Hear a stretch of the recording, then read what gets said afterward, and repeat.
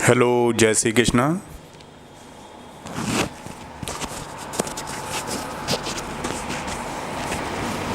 हाँ जी, कद बच्चा है।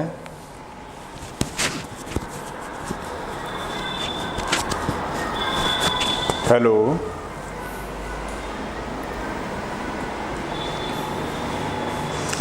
Good evening. Good evening Pranjali. Voice एक बार देखो, चेक करो, क्लियर आ रही है क्या? हाँ जी, कद बच्चा है। चलिए देखिए,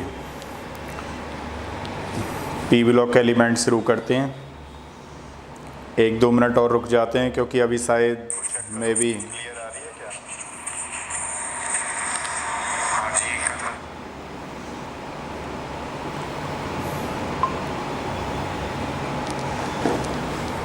हाँ जी, चलिए देखिए, लास्ट क्लास में अच्छा आ रही है वॉइस क्लियर? हाँ जी, देखो लास्ट क्लास में हमने कर लिया था, नाइट्रोजन की प्रिपरेशन मेथड कर रहे थे शायद, है ना, डाई नाइट्रोजन की। हमने क्या क्या चीज़ें कर ली थी? हमने कर लिया था general properties, physical and chemical. उसके बाद हमने कर लिया था डाई नाइट्रोजन की प्रिपरेशन मेथड। थर्ड वाला हमने कर लिया था ऑक्साइड्स ऑफ डाई नाइट्रोजन। शायद हमने इतना कर लिया, ठीक है। अब आगे चलेंगे। देखिए,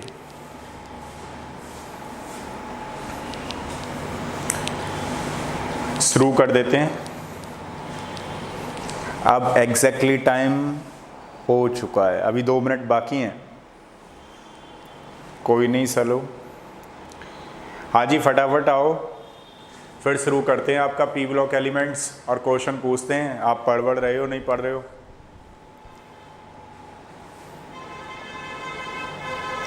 इसको एक बार कर लो और फिर जो 12th वाले बच्चे हैं उनको तो ज़्यादा करना चाहिए। रीज़न क्या है? क्योंकि फिर आपका वहाँ उधर हो जाएगा तो 2 बार हो जाएगा, तो कई सारी चीज़ें और क्लियर हो जाएंगी। तो जब जब क्लास हुआ करें तो आप लोग ज़रूर किया करो, क्योंकि आएंगे तो आपके में ना सिलेबस में तो है ही है पूरा, क्योंकि आप नेक्स्ट ईयर दोगे एग्ज़ाम। और लगा करे तो अभ्यास वाली जो प्रैक्टिस कराते हैं उनको भी किया करो साथ में, क्योंकि उससे क्या होगा कि कई बार तो 11th के कॉन्सेप्ट होते हैं, उसमें बहुत सारे 12th के होते हैं, तो उसको भी किया करो, जिससे थोड़ा थोड़ा और चलता रहा करें। मैं एग्जैक्टली शुरू कर देते हैं। अब तो हो ही गया टाइम लगभग। चलो, तो देखो इसमें क्या था, जैसे मान लो हम लोग पी ब्लॉक एलिमेंट्स कर रहे थे। पी ब्लॉक एलिमेंट में नेक्स्ट करते हैं हम लोग अमोनिया, ठीक है।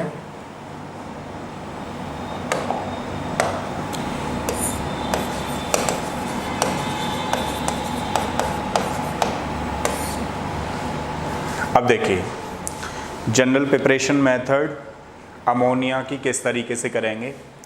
तो वैसे तो अमोनिया क्या होता है कि जैसे स्मॉल अमाउंट में एयर में और सॉइल में पाया जाता है, लेकिन फिर भी इसमें जहाँ पर नाइट्रोजनस सब्सटेंस होते हैं वहाँ पर इसको बनाया जा सकता है एज ए हाइड्रोलिसिस से, ठीक है ना।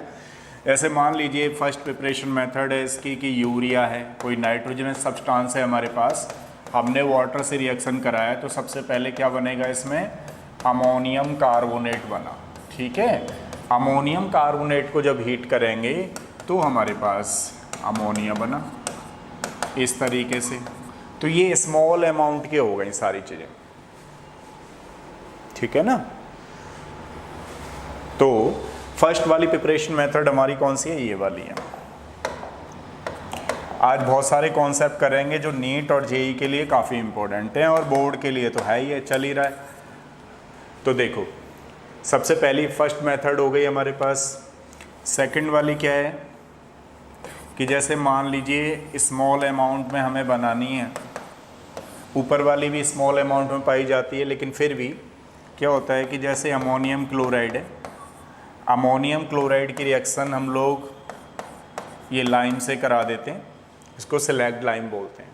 तो हमारे पास क्या बनता है इधर, अमोनिया, ठीक है। सेकंड मेथड ये, नंबर ऑफ मोल्स बैलेंस नहीं किए जा रहे हैं, इस चीज़ का आपको ध्यान रखना है। या मान लीजिए ये ले सकते हैं, एक और तरीके से बना सकते हैं कि हमारे पास अमोनियम सल्फाइड है, इसको हम कास्टिक सोडा से ट्रीट कर दें तो हमारे पास अमोनिया बन जाएगी। अब क्वेश्चन ये है कि ऐसा बन क्यों जाता होगा। Na2SO4 + H2O, या इसमें जो है NaH बनेगा बेसिकली, तो NaHSO4, ठीक है।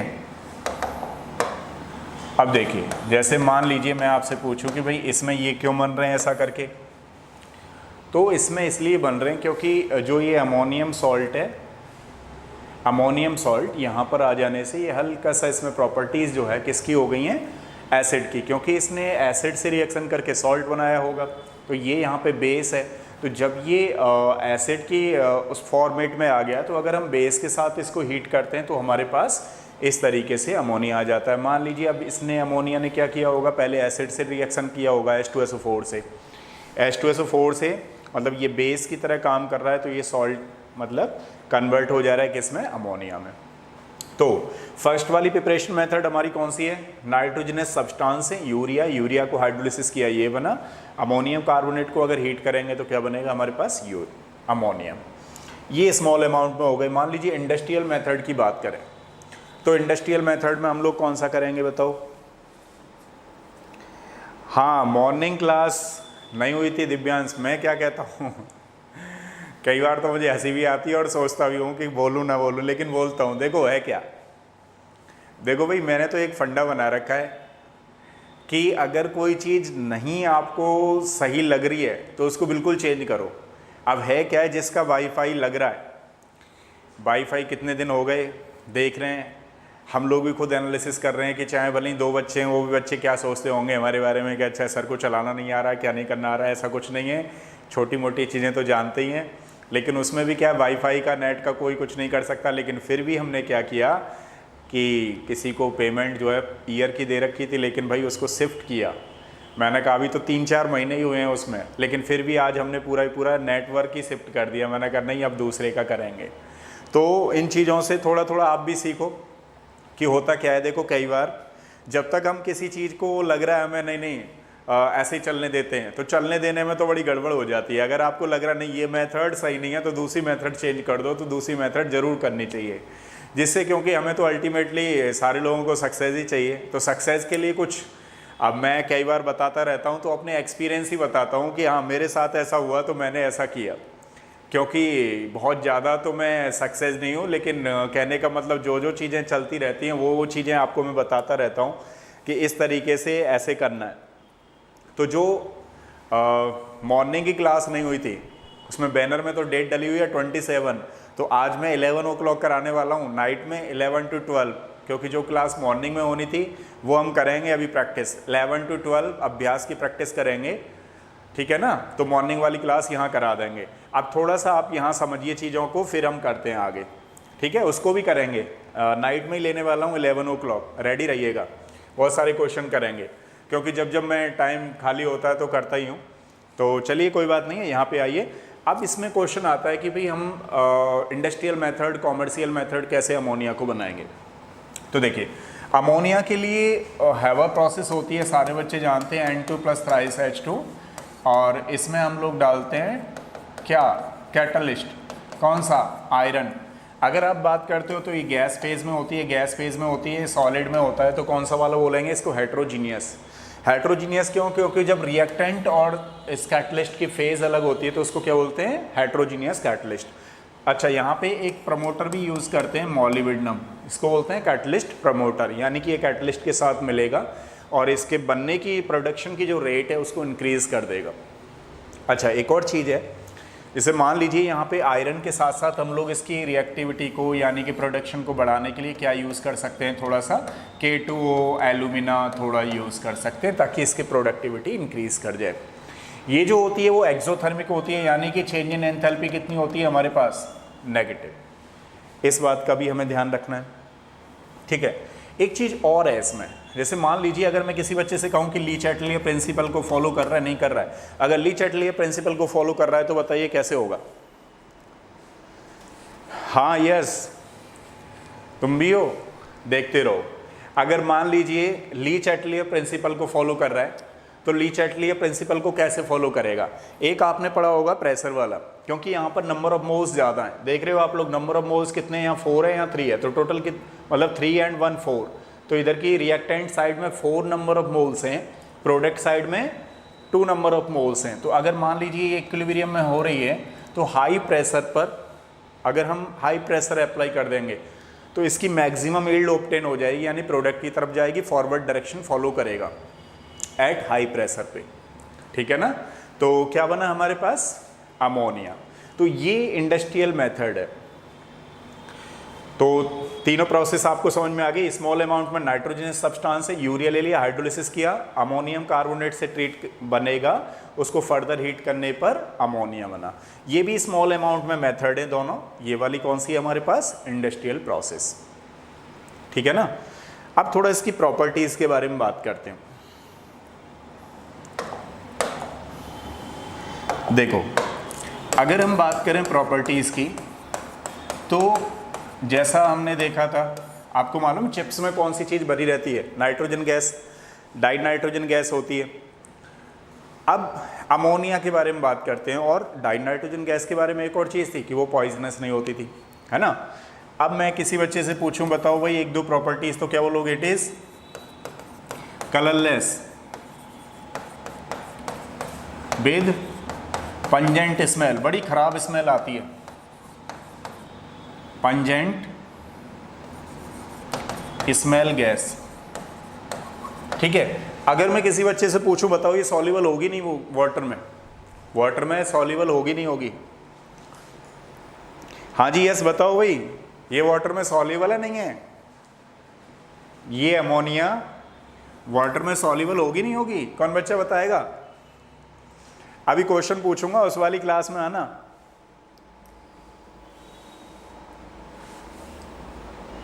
अमोनिया डाई में डेल्टा, क्या बोल रहे हो?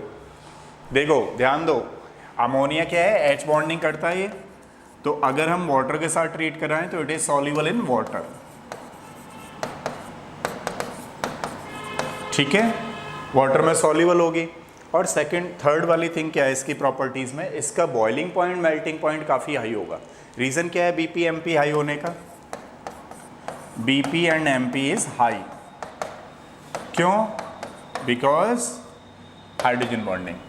NH3 में कौन सी पाई जाती है? H बॉन्डिंग पाई जाती है, वो भी कौन सी?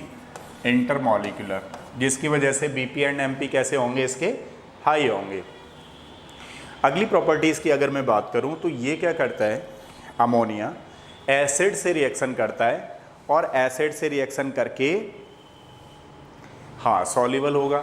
अब देखो, ये एसिड से रिएक्शन करेगा, और एसिड से रिएक्शन करके क्या बनता है? सॉल्ट। मान लीजिए अगर HCl से रिएक्शन किया तो अमोनियम क्लोराइड बन जाएगा। अगर यहाँ इसने H2SO4 से रिएक्शन कराई हमने, तो क्या बन जाएगा? अमोनियम सल्फेट बन जाएगा। तो हमने क्या देखा कि भाई जिससे ये खुद क्या है? बेस है। अब खुद बेस होने की वजह से ये एसिड से रिएक्शन करके सॉल्ट का फॉर्मेशन करता है, न्यूट्रलाइज हो जाता है। ठीक है?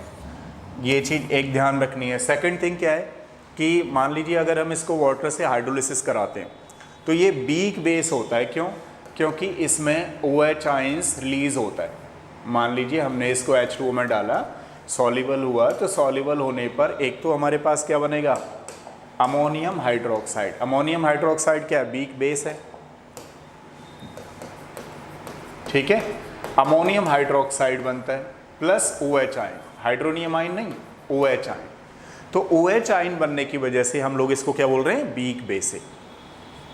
अब ये जो अमोनियम हाइड्रोक्साइड है, मान लीजिए कि किसी सॉल्ट से रिएक्शन करता है, तो सॉल्ट से रिएक्शन करके फर्दर हाइड्रोक्साइड देता है, सॉल्ट, वो वाला सॉल्ट हाइड्रोक्साइड देगा। जैसे फॉर एग्जांपल मान लीजिए ZnSO4 है, या ZnCl2 है, या ZnSO4 है।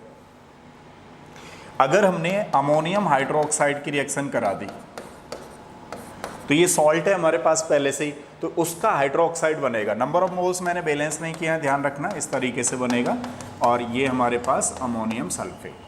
ठीक है। लाइक दिस मान लीजिए कि अगर हमारे पास ये है आयरन का कोई सॉल्ट है, आयरन के सॉल्ट में हमने इसकी अमोनियम हाइड्रोक्साइड की रिएक्शन कराई, तो ये फर्दर अपने हाइड्रोक्साइड में होने की वजह से आप लोग जानते हो कोऑर्डिनेशन कंपाउंड में, जैसे अगर हमने CuSO4 में डाल दिया इसको, तो CuSO4 में क्या करने वाला है, इधर ये कॉम्प्लेक्स बना लेगा जिसको हम लोग क्या बोलते हैं, कोऑर्डिनेशन कंपाउंड। अभी इसने कॉम्प्लेक्स बना लिया, तो कॉम्प्लेक्स क्यों बनाने में टेक पार्ट करता है, क्योंकि ये मेटल होता है और मेटल आप लोग जानते हो क्या होता है, लुईस एसिड।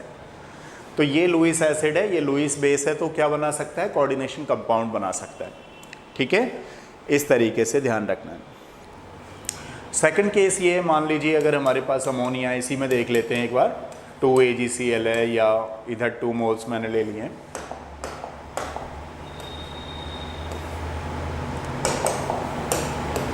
टू मोल्स इसके लिए, तो क्या बन जाएगा मेरे पास, Ag का सॉल्ट बन जाएगा। ठीक है, ऐसा क्यों हुआ आप लोग जानते हो, क्योंकि अमोनिया एज अ लीगेंड काम कर रहा है यहाँ पे, और ये मेटल काम कर रहा है, ये लीगेंड काम कर रहा है, और मेटल लीगेंड बन करके क्या बन रहा है हमारे पास, कोऑर्डिनेशन कंपाउंड।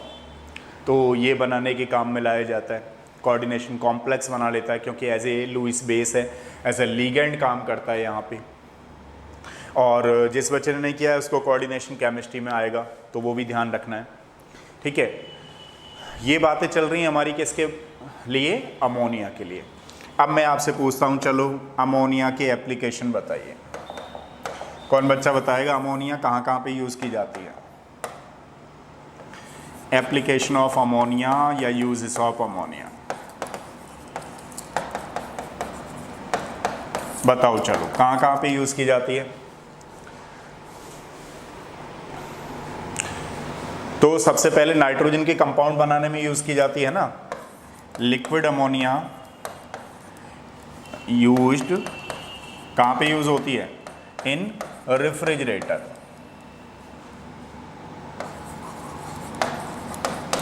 और ऑर्गेनिक इनऑर्गेनिक कंपाउंड बनाने में भी it is used in various inorganic compound, inorganic compound बनाने में भी यूज़ की जाती है। ठीक है ना, और कई तरह के फर्टिलाइजर्स बनाने में यूज़ की जाती है, जैसे अमोनियम सल्फेट हो गया, अमोनियम नाइट्रेट हो गया, इस तरीके के फर्टिलाइजर्स बनाने में यूज़ की जाती है।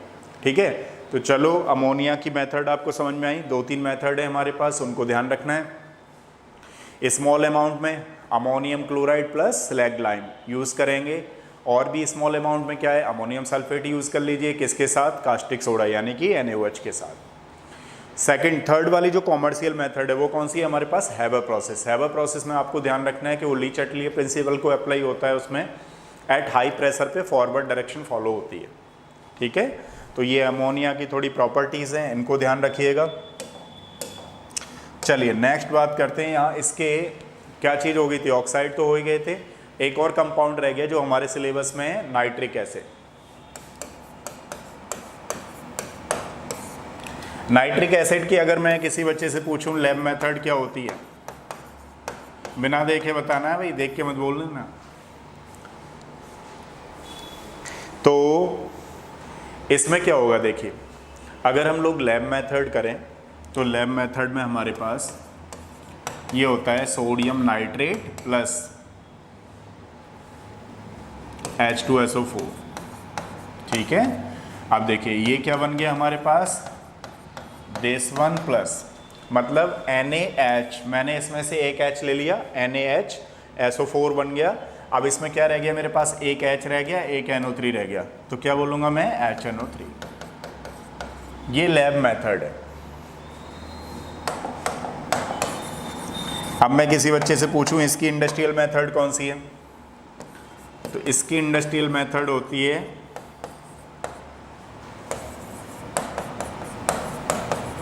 ओस्टवाल्ड मेथड बोलते हैं उसको। कौन सी बोलते हैं, ओस्टवाल्ड मेथड। अब देखिए ये ओस्टवाल्ड मेथड क्या होती है, ये कॉमर्शियल मेथड है। इसमें क्या करते हैं, सबसे पहले अमोनिया का ऑक्सीडेशन किया जाता है। देखो मैं नंबर ऑफ मोल्स यहाँ पर यूज़ नहीं कर रहा हूँ, बैलेंस नहीं कर रहा हूँ, डायरेक्ट कर रहे हैं हम लोग। ठीक है, मान लीजिए कुछ ऐसा लिखा होगा ये तो बैलेंस हो जाएगा वो हिट एंड ट्रायल मेथड से। तो सबसे पहले हमारे पास क्या बनता है, NO। नंबर ऑफ मोल्स फिर मैं बोल रहा हूँ आपको, बैलेंस नहीं कर रहा हूँ, डायरेक्ट हम यूज़ कर रहे हैं, ठीक है। तो सबसे पहले हमने क्या किया, अमोनिया का ऑक्सीडेशन कराया, हमारे पास क्या बना, NO एंड H2O। फिर फर्दर जो NO बना है उसका फर्दर एक और चीज़ जो इंपॉर्टेंट रह गई इसमें, वो है प्लेटिनम एंड रूहिडियम। इसमें एक कैटलिस्ट का यूज़ होता है। कैटलिस्ट कौन सा होता है, प्लेटिनम या नहीं तो रूहिडियम। तो क्या बना हमारे पास, NO। HNO3 नहीं बना इस कैटलिस्ट से। कई बार क्वेश्चन आता है, बताइए ओस्टवाल्ड मेथड में जो प्लेटिनम रूहिडियम होते हैं वो क्या बनाने के लिए यूज़ किए जाते हैं। बच्चा जल्दीबाजी करता है और लिखे आता है HNO3, तो हो जाता है क्वेश्चन रॉन्ग। तो आपको इस बात का ध्यान रखना है कि जो कैटलिस्ट हैं वो किसको बनाने में यूज़ किए जा रहे हैं, NO, ना कि HNO3। अब क्या होता है कि जैसे NO हमारे पास बना, उसका हम फर्दर ऑक्सीडेशन करते हैं, तो फर्दर ऑक्सीडेशन पे हमें मिलता है NO2। ये 3 स्टेप्स रिएक्शन होती है। NO2 का फर्दर हाइड्रोलिसिस किया जाता है तो बनता है हमारे पास HNO3।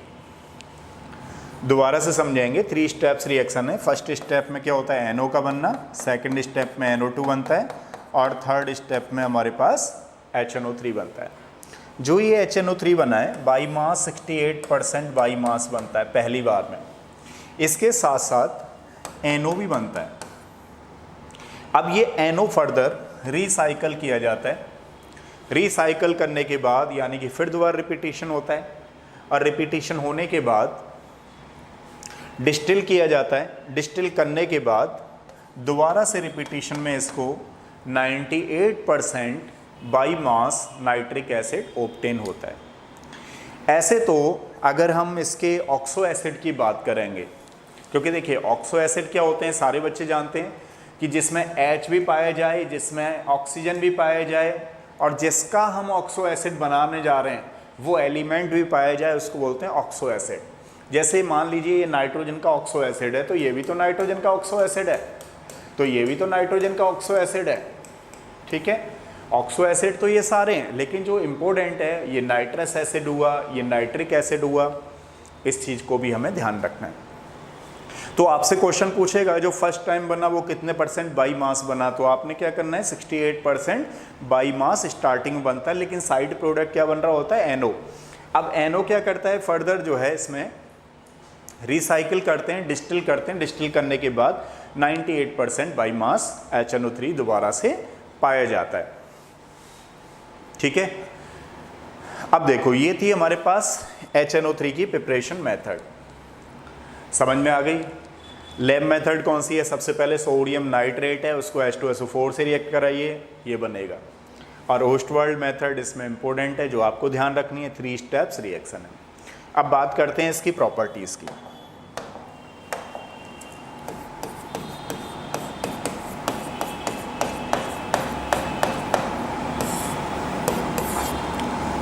ठीक है, अब देखो इट इज कलरलेस,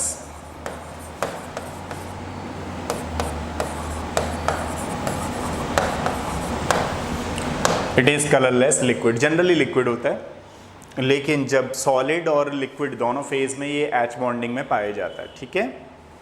तो जनरली या आप बोल सकते हो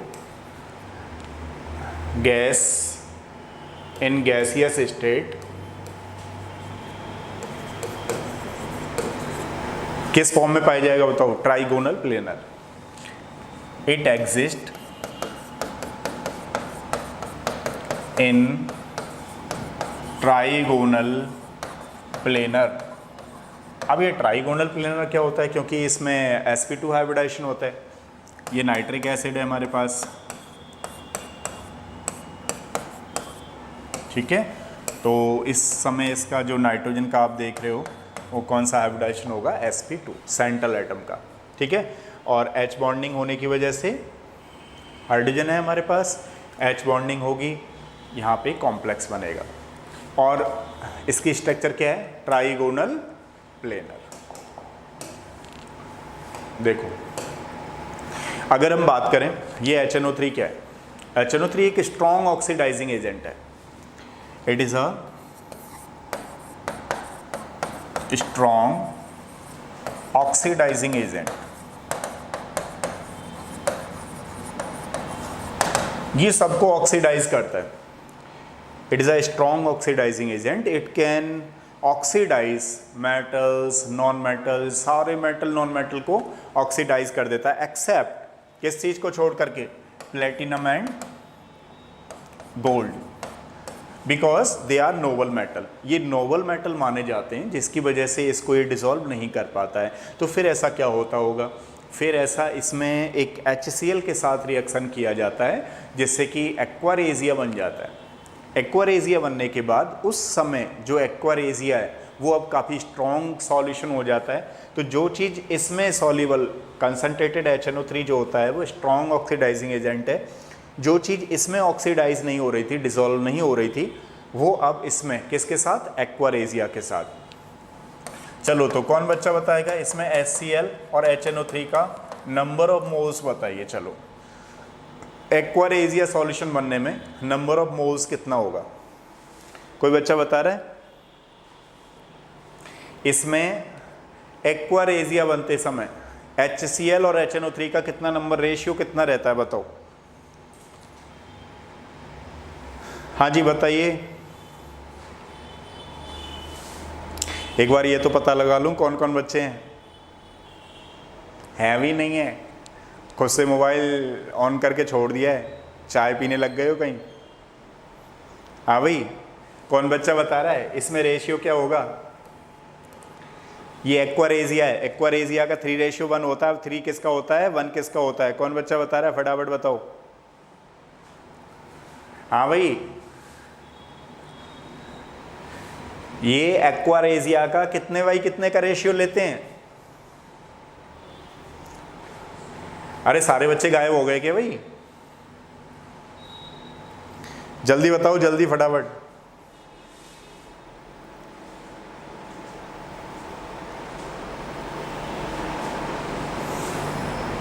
हाँ भाई, दिव्यांश हो भी नहीं हो? अब तो यार खाना पीना खा के रेडी रहा करो इस समय तक, तो बताया करो फटाफट फटाफट आंसर। किसी बच्चे ने नहीं दिया आंसर अभी तक?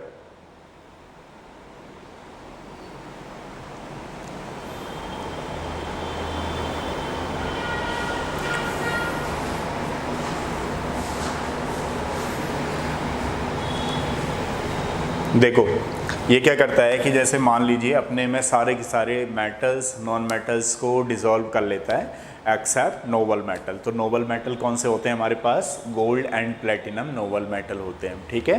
तो इसमें अगर हम लोग रेशियो की बात करते हैं तो 3:1 होता है। तो 3 किसका होता है? HCl का, 1 किसका होता है? HNO3 का, ठीक है। इस बात को भी हमें ध्यान रखना है।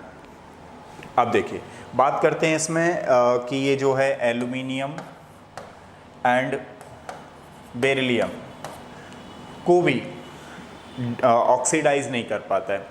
क्यों नहीं कर पाता है? क्योंकि ये लेयर बना लेता है उस पे, उसके ऊपर, यानी एल्युमिनियम एंड बेरिलियम के ऊपर क्या करता है, ये पैसिव फिल्म बना लेता है, जिसकी वजह से लेयर बन जाने की वजह से ये उसको ऑक्सीडाइज नहीं कर पाता है। तो जरा ऑक्सीडेशन वाली आपको रिएक्शन बताते हैं कैसे बनेगा प्रोडक्ट, ठीक है। जैसे देखिए ये हमारे पास कंसनट्रेटेड HNO3 है जो कि स्ट्रॉन्ग ऑक्सीडाइजिंग एजेंट होता है। अब मान लीजिए कॉपर के साथ हम रिएक्शन करा रहे हैं, बहुत ही इंपॉर्टेंट रिएक्शन है। कॉपर के साथ कंसनट्रेटेड HNO3 की रिएक्शन हमने करा दी तो हमारे पास ये तो बनेगा ही बनेगा, इससे फ़र्क नहीं पड़ता है। जो साइड प्रोडक्ट बना उससे ज़्यादा फ़र्क पड़ता है। इसमें जो है साइड प्रोडक्ट इस तरीके से जाएगा, ठीक है। तो कंसनट्रेटेड के साथ जब भी रिएक्शन हो रही है तो क्या बन रहा है हमारे पास? NO2। अब मान लीजिए जिंक है, जिंक के साथ कंसनट्रेटेड HNO3 हमने किया तो यही बनेगा, Cu के प्लेस पे जिंक हो जाएगा, ठीक है। तो ये तो बन ही रहा है, इसमें नया क्या है? इसमें भी नया नहीं दिखा।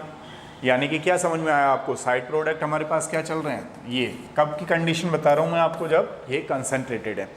मान लीजिए अगर ये डाइल्यूट हो जाती तो बहुत ही इंपॉर्टेंट रिएक्शन होती है JEE के लिए, ठीक है। तो जैसे अगर ये डाइल्यूट हो गए, कॉपर है, डाइल्यूट HNO3 की रिएक्शन चल रही है इसमें। अब देखो क्या हुआ, थोड़ा ऐसे समझेंगे इसको और याद भी रहेगा आपको। जैसे मान लीजिए आप कहीं कोई सामान लेने गए, कॉपर की वायर लेने गए। अब कॉपर की वायर होती है महंगी, बहुत ज़्यादा कॉस्टली होती है।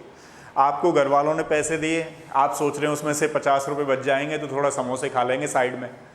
अब वो क्या हुआ, जो 50 रुपये आप दिमाग से लगा के गए थे कि हाँ भाई मिलने मिलने चलो वो समोसे खाने ही खाने, लेकिन बाद में उसने क्या किया, वो छीन लिए और भी कहा कि घर से ले आना पैसे ज़रा।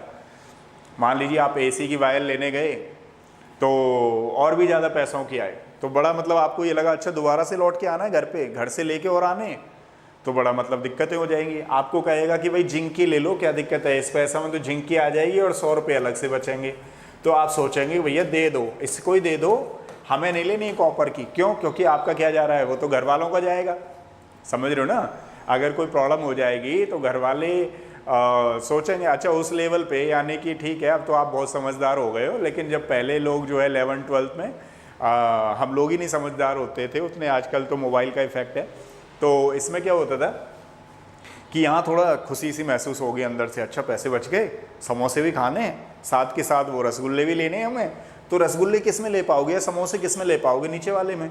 और यहाँ पे क्या सोचोगे, अरे यार इसने तो सारे पैसे ले लिए हमें, लेकिन अच्छा कौन सा है, कॉपर। क्यों? कॉपर जो है कॉस्टली और काफ़ी जो है कहते हैं ना जो टिकाऊ मामला है वो ऊपर वाला है। तो इसके साथ हो सकता है पहली बार खरीदने में रोना आ जाए, लेकिन दूसरी बार में थोड़ा सही रहता है, सुकून मिलता है। तो देखिए इसके साथ जो साइड प्रोडक्ट बनेगा, मैं ये कहानी क्यों बता रहा हूँ आप लोगों को, ताकि ये कहानी के अकॉर्डिंग आप इस कॉन्सेप्ट को बहुत दिनों तक याद रखो। अगर आपने इसको ऐसे नहीं याद रखा ना तो डेफिनेटली बता रहा हूँ बहुत सारा मिक्सअप हो जाता है, वो समझ में नहीं आता कि इसका कॉन्सेप्ट क्या बनेगा। समझ रहे हो ना? तो जितना हो सके कहानियों से सीखो, जितना हो सके लिख लिख करके करो, तब जा करके आपकी केमिस्ट्री या व्हाटएवर जो भी सब्जेक्ट आप लोग पढ़ रहे हो काफ़ी अच्छा स्ट्रॉन्ग हो जाएगा। ठीक है, तो देखो इसके साथ क्या प्रोडक्ट बनने वाला है। इसके साथ NO गैस बनेगी जो कि काफ़ी पॉइजनस होती है, जबकि इसके साथ क्या बन रही है, इसमें तो आपको हंसना आ रहा है, चलो कुछ पैसे तो मिल गए, कुछ पैसे तो बच ही गए, कुछ तो भला हो जाएगा ज़िंदगी में। तो ये नाइट्रस ऑक्साइड, ये कौन सी है हमारे पास, लाफिंग गैस बनी। तो मतलब हमें कॉपर के साथ प्रॉब्लम हो रही है, स्टार्टिंग में सबके साथ प्रॉब्लम होती है अगर कोई ज़्यादा पैसे मांग लेता है तो, और बाकी अगर कम है तो है ही है। ठीक है, लेकिन अच्छा कौन सा है, आप जानते हो कॉपर का वायर वगैरह होता है वो काफ़ी अच्छा होता है, बिकॉज ऑफ इसका हाई मेल्टिंग पॉइंट होता है, जिसकी वजह से काफ़ी अच्छी केबल वगैरह भी होती हैं, आप लोग ऑलरेडी जानते हो। तो और रिएक्शन बताएंगे, ये 4 रिएक्शन तो आपको बिल्कुल ध्यान रखने। कैसे ध्यान रखना है, प्रॉब्लम इसमें नहीं है, प्रॉब्लम जहाँ भी कंसंट्रेटेड HNO3 करोगे साइड प्रोडक्ट सब में NO2 आने वाला है, लेकिन जो साइड प्रोडक्ट चेंज होगा वो चेंज डाइल्यूट में होगा, इस बात का भी आपको ध्यान रखना है। ठीक है, अब आगे लेते हैं। जैसे मान लीजिए इसी में हमारे पास ये मैंने कंसंट्रेटेड HNO3 डाल रहा हूँ। ठीक है, मान लीजिए मैंने आयोडीन ले लिया, आयोडीन की रिएक्शन इसके साथ हम करा रहे हैं। बताओ कौन बच्चा बताएगा क्या बनेगा, यहाँ पर क्या बना, तो यहाँ पर बनेगा आयोडो एसिड। साइड प्रोडक्ट क्या है जान नहीं रहे हैं सारे बच्चे, ये बनेगा प्लस H2 बनेगा। ठीक है, मान लीजिए हमारे पास S8 है, क्या बनने वाला है H2SO4, साइड प्रोडक्ट ये रहने वाला है। मान लीजिए हमारे पास फॉस्फोरिक एसिड है, मतलब वाइट फॉस्फोरस है, तो हमारे पास क्या बन जाएगा ऑर्थोफॉस्फोरिक एसिड। साइड प्रोडक्ट क्या होगा, दिस वन प्लस वाटर चल रहा है। ठीक है, मान लीजिए हमारे पास कार्बन डायमंड आ गया, कार्बन हमने डायमंड ले लिया तो रिएक्शन नहीं होगी। अब मान लीजिए हमने कार्बन सॉलिड लिया, ये ग्रेफाइट लिया, तो डेफिनेटली रिएक्शन हो जाएगी और बन जाएगा CO2 NO2 प्लस H2। तो कहने का मतलब क्या हुआ कि ये स्ट्रॉन्ग ऑक्सीडाइजिंग एजेंट है, और ऑक्सीडाइजिंग एजेंट होने की वजह से उसके अकॉर्डिंग ऑक्सो एसिड बनाता है। ठीक है, तो इस बात का भी हमें ध्यान रखना है। ये थे हमारे पास किसके रिएक्शन, HNO3 के।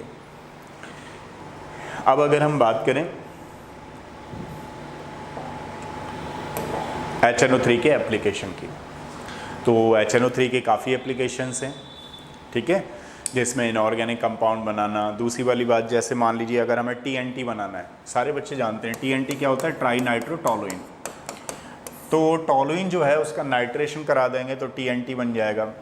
अगर हमारे पास कोई ग्लिसरिन है तो ग्लिसरिन का नाइट्रेशन अगर हम करा देंगे तो ट्राई नाइट्रोग्लिसरिन बन जाएगा, है ना।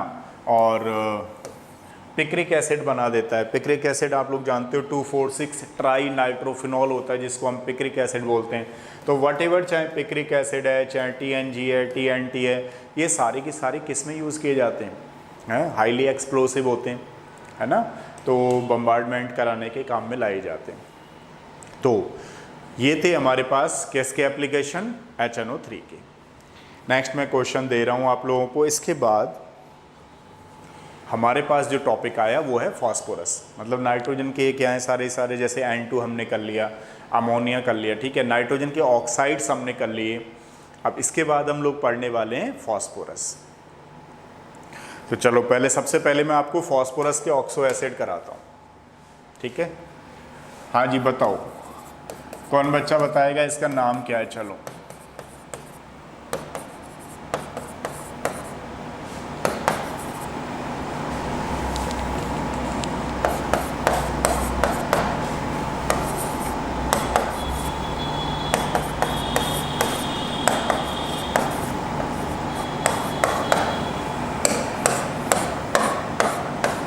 इनके नाम क्या है। चलो देखिए, नाम में ये है कि जो चीज़ आपको विशेष ध्यान रखनी है इसमें, सबसे पहले तो आप ये समझिए इसमें कि इनमें से आप कितने को जानते हैं। इतने में से आप कितने को जानते हैं। जनरली इसको तो जानते हो, ऑर्थो फॉस्फोरस बोलते हैं इसको, ऑर्थो फॉस्फोरस।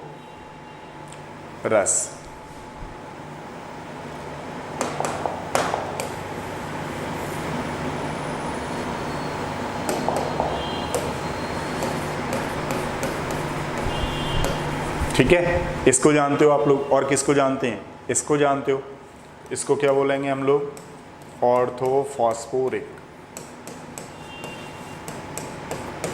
तो इनको तो दोनों को आप लोग ऑलरेडी जानते हो, ठीक है। अब जानते हो तो बाकी इनको समझना है हमें। तो कैसे ध्यान रखना है, देखो ध्यान रखना आप लोग कि जिसमें ऑक्सीजन का नंबर इवन होता है उसको हाइपो बोलते हैं। जिसमें ऑक्सीजन का नंबर, फास्फोरस के केस में बता रहा हूँ मैं आपको, जिसमें ऑक्सीजन का नंबर इवन होता है उसको हाइपो बोलते हैं, और जिसमें ऑक्सीजन का नंबर ऑड होता है उसको हम पायरो बोलते हैं।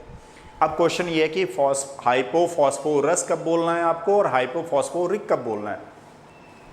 यहाँ पर भी दो कंडीशन है, हाइपोफॉस्फोरस कब बोलना है और हाइपोफॉस्फोरिक कब बोलना है। तो ध्यान रखिएगा, सारे बच्चे जानते हैं जिसकी ऑक्सीडेशन नंबर कम होती है, जिसकी ऑक्सीडेशन नंबर कम होती है उसको क्या बोलते हैं हम लोग, रस, और जिसकी ऑक्सीडेशन नंबर ज़्यादा होती है उसको क्या बोलते हैं हम लोग, रिक। तो मान लीजिए अगर मैं आप किसी बच्चे से पूछूं तो इसका नाम क्या होगा, हाइपोफॉस्फोरस,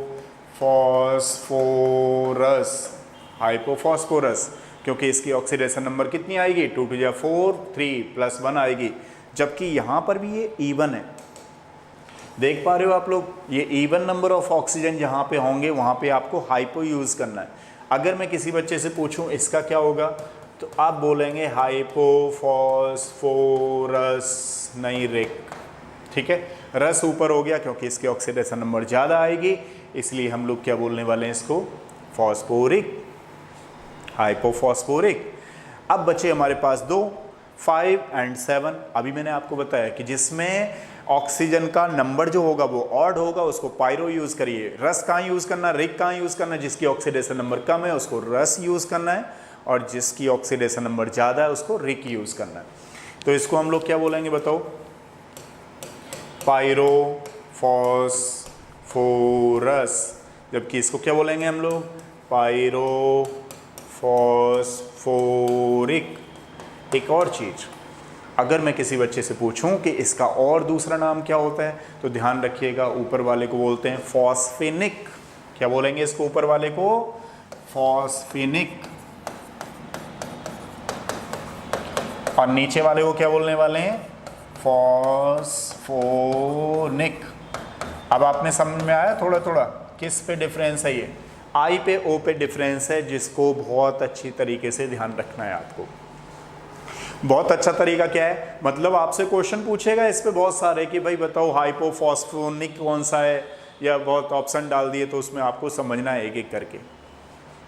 तो पहले तो ये आपको क्लियर हो जाने चाहिए, this is the oxo acid of phosphorus.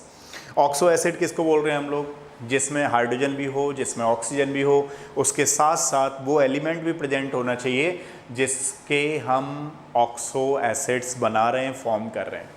तो these are the oxo acids of phosphorus.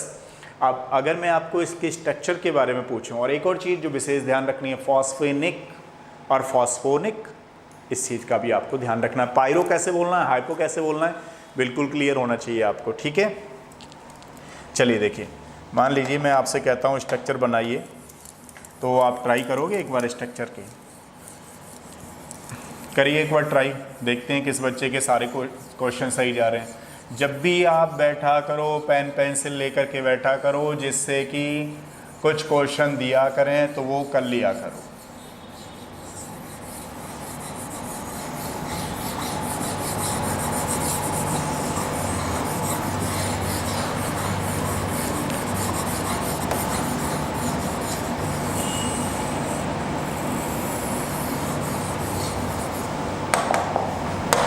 अब देखो, मान लो ये है, अब किसी बच्चे को स्ट्रक्चर बनाना नहीं आता है तो कैसे बनाएंगे? आपको ये देखना है कि जो फॉस्फोरस है उसके जो वैलेंस इलेक्ट्रॉन है, उतने वैलेंस इलेक्ट्रॉन हमें हर बार मेंटेन रखना है। एक चीज़ ये है ना, एक मैंने लास्ट क्लास में आपको कुछ ऑक्सो एसिड्स ऑफ सल्फर के बारे में बताया था, तो उसमें बताया था कि कितने हाइड्रोजन कितने ऑक्सीजन के कांटेक्ट में आ सकते हैं।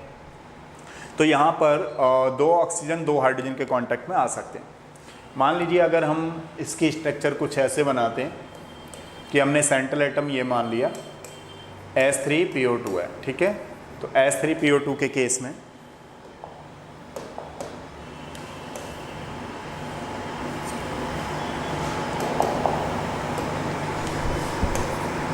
सेंट्रल एटम हमने ये लिया, और इसमें हम लोग क्या कह रहे थे कि भाई 2 ये चले जाएंगे। जब ये 2 चले गए तो एक हाइड्रोजन बचा, तो ये स्ट्रक्चर कैसे हो जाएगी? रॉन्ग। क्यों हो जाएगी रॉन्ग? क्योंकि ये बॉन्ड हमें 5 दिखने चाहिए, ध्यान रखना। जो वैलेंस इलेक्ट्रॉन है उसका भी ध्यान रखना पड़ेगा आपको। ये यहाँ 3 बन रहे हैं, इसका मतलब हमें समझ जाना चाहिए भाई ये स्ट्रक्चर अभी सही नहीं है, स्ट्रक्चर में कुछ ना कुछ गड़बड़ चल रही है। तो कहने का मतलब क्या है कि पहली प्रायोरिटी हमें इसको लेकर के नहीं करनी है कि भाई कितने हाइड्रोजन कितने ऑक्सीजन के कॉन्टैक्ट में आ रहे हैं। फर्स्ट प्रायोरिटी हमें ये देखनी है कि इसके वैलेंस इलेक्ट्रॉन कितने हैं, और उतने ही मेंटेन रखने हैं इसके आउटर में। तो यानी कि ये स्ट्रक्चर गड़बड़ है, गलत है भाई। तो इसका राइट कैसे बनाएंगे हम लोग? अब इसका राइट बनेगा, यहां लिख देता हूं ना,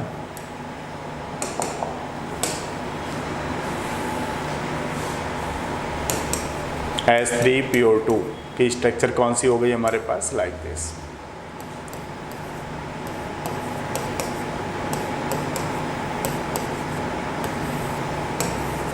अब देखिए इसमें क्या हो रहा है कि 5 बॉन्ड भी आपको दिखाई दे रहे होंगे, देख रहे हो आप लोग, 1 2 3 4 एंड 5। और 5 बॉन्ड के साथ साथ आपको ये चीज़ें भी दिखाई दे रही हैं कि यहाँ पे ऑक्सीजन कुछ इस तरीके से आया हुआ है। अभी इसके बारे में डिस्कस करेंगे, पहले एक बार स्ट्रक्चर बना लेते हैं। तो फर्स्ट की स्ट्रक्चर हमारे पास ये हो गई। अब मान लीजिए सेकंड की हमें इसकी स्ट्रक्चर बनानी है, तो सेंट्रल एटम हमारे पास कौन सा हो गया? Like this. और हमको इस तरीके से करना है। तो ये देख रहे हो आप लोग, H3PO3 की स्ट्रक्चर हो गई। यानी कि इसमें H भी 3 है, 1 2 3, ऑक्सीजन भी 3 है, 1 2 3। थर्ड वाला हम लोग लेते हैं H3PO4। इसमें सेंट्रल एटम आप जानते हैं फॉस्फोरस है, लाइक दिस, ठीक है। अब फोर्थ की बात करते हैं, बना लोगे आप लोग वैसे स्ट्रक्चर, ठीक है। तो देखो मान लो अगर हमारे पास H2P2O6 हो, तो H2P2O6 को कैसे करना है आपको? Like this.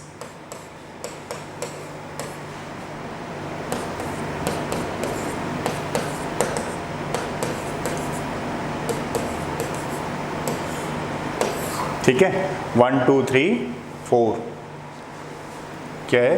H कितने हैं हमारे पास?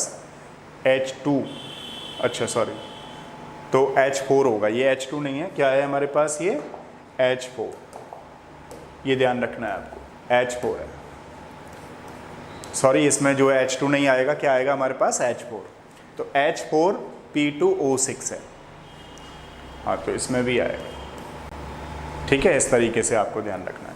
अब ऐसे ही P7 की हो तो हम लोग कैसे करेंगे, इसको ऊपर कर देता हूँ मैं आपको इस तरीके से,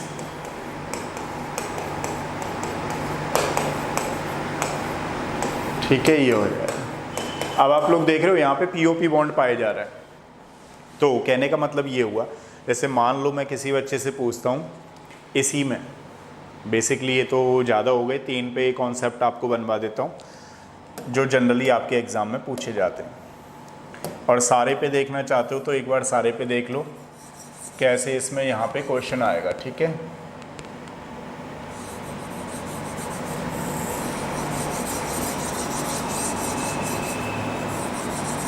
पहला क्वेश्चन ये है इसमें कि फर्स्ट वाले में कितनी बेसिसिटी होगी,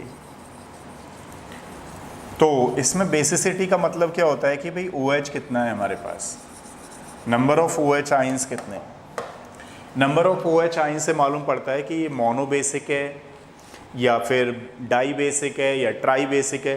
तो यहाँ पर नंबर ऑफ OH आइंस कितना होने वाला है हमारे पास, OH आइंस हो रहा है हमारे पास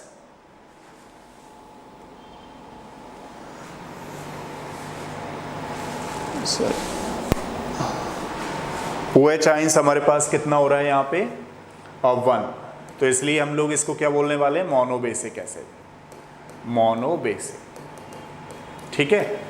अब अगर मैं किसी बच्चे से पूछूं प्रोटोनिक, कितना प्रोटोनिक एसिड है, प्रोटॉन कितना है इसमें, 1 ही तो है। अब क्वेश्चन ये है कि बच्चा सोच रहा होगा ये H+ आइंस क्यों नहीं निकल रहे यहाँ पे, नहीं ये नहीं निकलेंगे क्योंकि फॉस्फोरस और हाइड्रोजन की इलेक्ट्रॉन नेगेटिविटी तो लगभग सेम है, 2.1 इसकी है, 2.1 इसकी है, तो दोनों की इलेक्ट्रॉन नेगेटिविटी सेम हो गई, तो ये तो बॉन्ड टूटेगा ही नहीं। तो जहाँ पर इलेक्ट्रॉन नेगेटिविटी का डिफरेंस होता है वहाँ पर बॉन्ड डिसोसिएट होता है। तो मान लीजिए इन दोनों के बीच में कितने का चल रहा है, ये 2.1 है, ये 3.5 है, तो यहाँ पर इलेक्ट्रॉन नेगेटिविटी का डिफरेंस चल रहा है।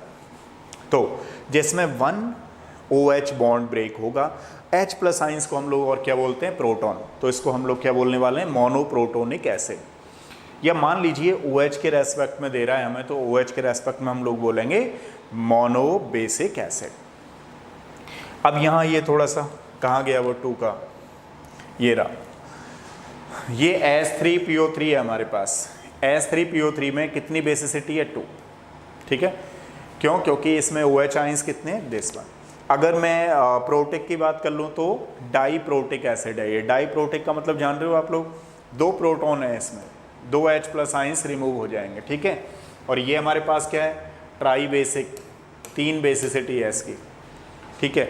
इस तरीके से ही जैसे जैसे क्वेश्चन यहाँ पे आएंगे वैसे वैसे आप इसकी बेसिसिटी बता सकते हो कि कौन कौन सा वाला बेसिस ज़्यादा बेसिक होगा या कौन सा वाला बेसिसिटी किसकी ज़्यादा होगी। तो ये वाली बात समझ में आई आपको।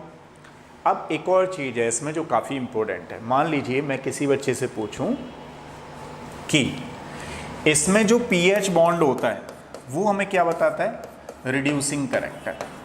ध्यान दीजिएगा ज़रा, जिसमें जो pH बॉन्ड हैं, जितने ज़्यादा pH बॉन्ड होंगे उसका रिड्यूसिंग कैरेक्टर उतना ज़्यादा होगा। मान लीजिए किसी में POH बॉन्ड ज़्यादा है, तो POH बॉन्ड ज़्यादा होने पे उसका क्या होगा, ऑक्सीडाइजिंग कैरेक्टर ज़्यादा होगा। तो हमें इससे डिसाइड करना होता है कि किस में ऑक्सीडाइजिंग कैरेक्टर ज़्यादा है, किस में रिड्यूसिंग कैरेक्टर ज़्यादा है। मान लीजिए आपको 3 क्वेश्चन एग्जाम में दे दिए, 1, 2 एंड 3, इसी में पूछ ले कि रिड्यूसिंग कैरेक्टर सबसे ज़्यादा किसका होगा। तो देख रहे हो आप लोग इसमें 2 pH बॉन्ड है जबकि इसमें तो एक भी नहीं है, तो इसका जो है ऑक्सीडाइजिंग कैरेक्टर ज़्यादा है, जबकि यहाँ पर जो है रिड्यूसिंग कैरेक्टर ज़्यादा होगा। क्यों होगा, ये बात भी क्लियर होनी चाहिए आपको, समझ में आ गया ना। इस तरीके से अभी मैंने बताया pH बॉन्ड को कंसीडर करते हैं हम लोग रिड्यूसिंग के लिए, जबकि POH बॉन्ड को कंसीडर करते हैं एज आ ऑक्सीडाइजिंग एजेंट के लिए। तो यहाँ तक बात अपनी क्लियर है बिल्कुल। चलिए नेक्स्ट वाली बात करते हैं।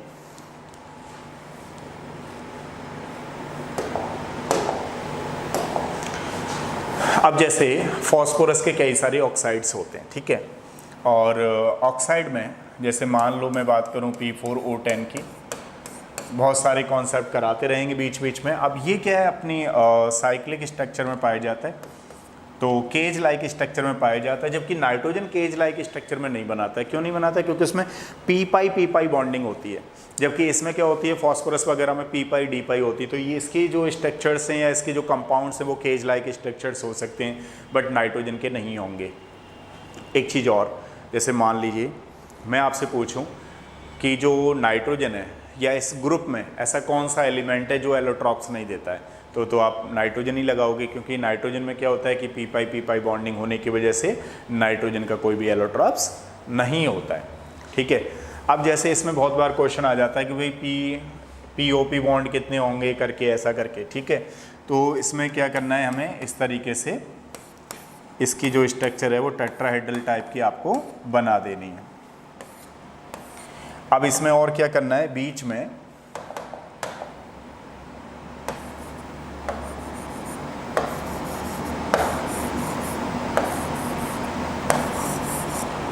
ऑक्सीजन को ट्रैप कर देना, ऑक्सीजन को बीच में हमें ट्रैप कर देना है, ठीक है, लाइक दिस। अब जो ऑक्सीजन बचे, है ना, अब देखो 6 तो यही हो गए होंगे, 1 2 3 4 5 एंड 6। आपसे क्वेश्चन पूछता है POP बॉन्ड कितने होंगे, POP बॉन्ड कितने होंगे, तो POP बॉन्ड कितने होंगे इसमें 6, 1 2 3 4 5 एंड 6। अब जो रिमेनिंग बचे ना हमारे पास ऑक्सीजन, आप इसको ऐसे ही यूज़ कर लीजिए। तो आपको इस स्ट्रक्चर का भी ध्यान रखना है, ठीक है। एक चीज़ और, मान लीजिए जैसे मेटाफॉस्फोरिक एसिड होता है हमारे पास HPO3, तो इसमें कई बार तो ऐसा लगा मिलेगा, कई बार आपको ऐसा लगा मिलेगा। तो हमें ये देखना है कि भाई ये कौन सी स्ट्रक्चर में बनेगा या ये कौन सी स्ट्रक्चर में बनेगा। मान लीजिए आपको नंबर ऑफ मॉलिक्यूल्स यहाँ पे 3 दे रखा है, तो उस केस में वो साइक्लिक फॉर्म बनता है। लेकिन अगर इस तरीके से दे रखा है तो ये, इसको हम पॉली मेटाफॉस्फोरिक एसिड, मतलब वो लीनियर वे में पॉलीमेरिक फॉर्म में एग्जिस्ट करता है, ठीक है। अच्छा, इसकी मोनोमेरिक फॉर्म नहीं बनती है, इस बात का आप ध्यान रखेंगे। 2 फॉर्म में पाया जाता है। मैं मेटाफॉस्फोरिक एसिड की बात कर रहा हूँ, this is the metaphosphoric acid. तो यहाँ पे क्या दे रखा है उस बात का ध्यान रखना है। मान लीजिए यहाँ पे 3 दे रखा है, तो उस केस में साइक्लो वाली स्ट्रक्चर बनेगी। अगर पहला वाला दे रखा है तो क्या बनेगी हमारे पास, ये वाला पॉली मेटाफॉस्फोरिक एसिड। जैसे फॉर एग्जाम्पल बना करके देख लेते हैं एक बार। हाँ, इसकी साइक्लिक स्ट्रक्चर बनाते हैं, ठीक है।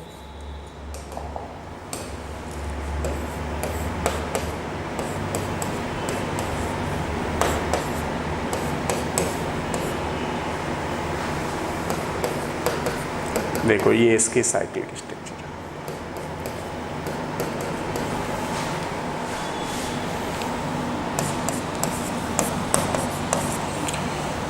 अब आप लोग देखेंगे कि एवरी फॉस्फोरस के यहाँ पे 5 बॉन्ड हो रहे होंगे। देखिए 1 2 3 4 एंड 5।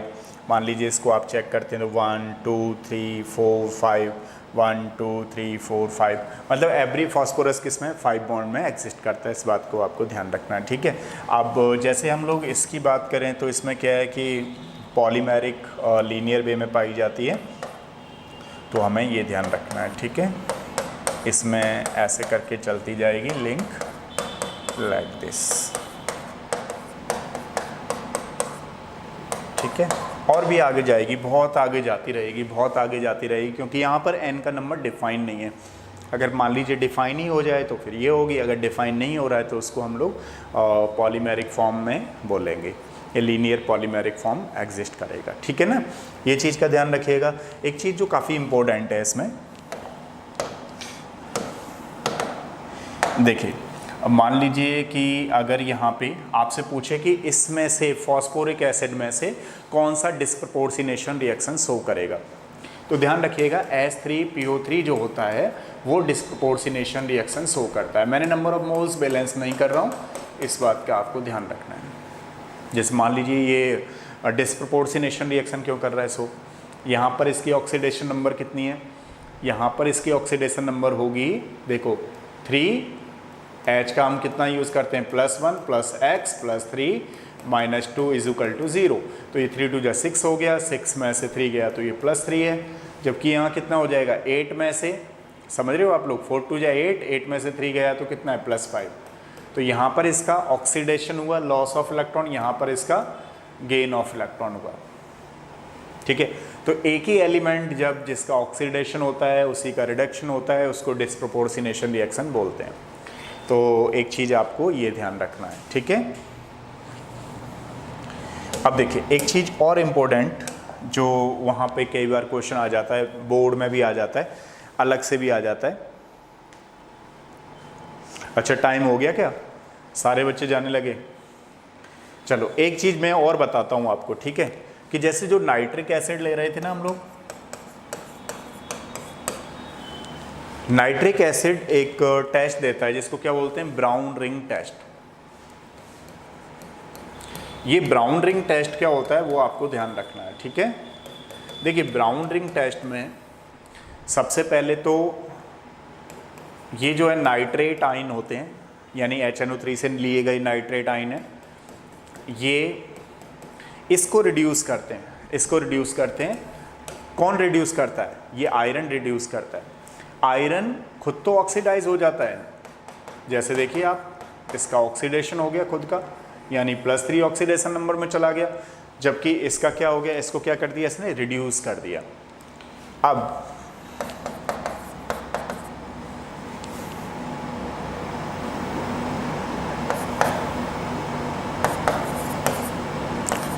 H2O की बात करेंगे तो हमारे पास कुछ ऐसे आ जाता है।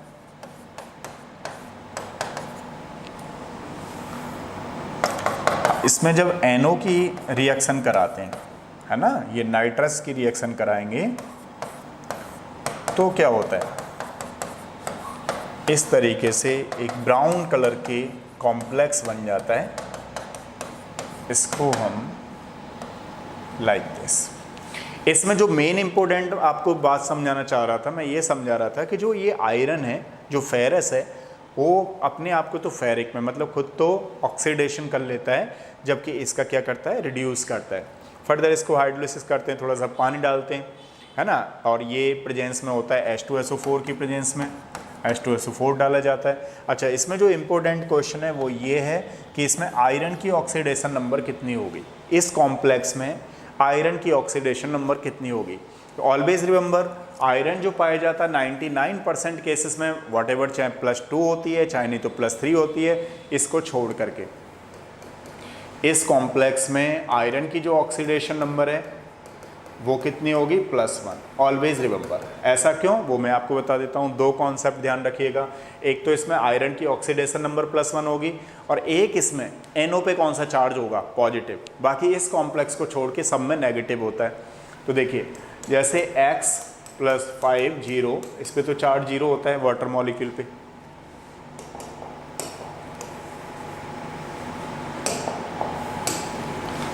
तो ये तो 0 हो गया, प्लस NO पे प्लस ले लेते हैं, +1 इज इक्वल टू +2। अब ये +1 है, उधर जाएगा तो क्या हो जाएगा, -1, तो +1 ऑक्सीडेशन नंबर निकल के आई। इस बात का भी आपको ध्यान रखना है। This is known as the brown ring test. इस कॉम्प्लेक्स का कलर कैसा आएगा, ब्राउन कलर का कॉम्प्लेक्स बनेगा, ठीक है। तो ये थे हमारे पास कौन से, P ब्लॉक एलिमेंट्स। कल हम लोग और आगे करेंगे फॉस्फोरस वगैरह का, ठीक है। अभी थोड़ा सा करते हैं, शाम को 11 o'clock से अभ्यास वाले क्वेश्चन करेंगे, ठीक है। तो नेक्स्ट में आप कंप्लीट करके रखिएगा इसको, थोड़ा थोड़ा और पढ़ते रहो, चीज़ों को बार बार करते रहो। बार बार रिवाइज करने से क्या होगा, मैं आपको पहले ही बोलता हूँ, इनऑर्गेनिक केमिस्ट्री तो NCERT से पढ़नी है ज़्यादातर, जो एक्स्ट्रा कॉन्सेप्ट हैं वो बता देंगे। सेकंड थिंग ये है कि जो फिजिकल इनऑर्गेनिक केमिस्ट्री है वो आपको NCERT से पढ़नी है, ठीक है। ऑर्गेनिक अलग से, क्या बहुत अलग से आती है तो वो अलग से आपको बताते रहेंगे। बार बार इनको पढ़ते रहिए जिससे कि कॉन्सेप्ट आपके और भी अच्छे होते रहें, ठीक है। कल मिलते हैं सेम टाइम पे 9 o'clock। तब तक के लिए थैंक यू, गुड नाइट, कल मिलते हैं, ठीक है। सी यू अगेन।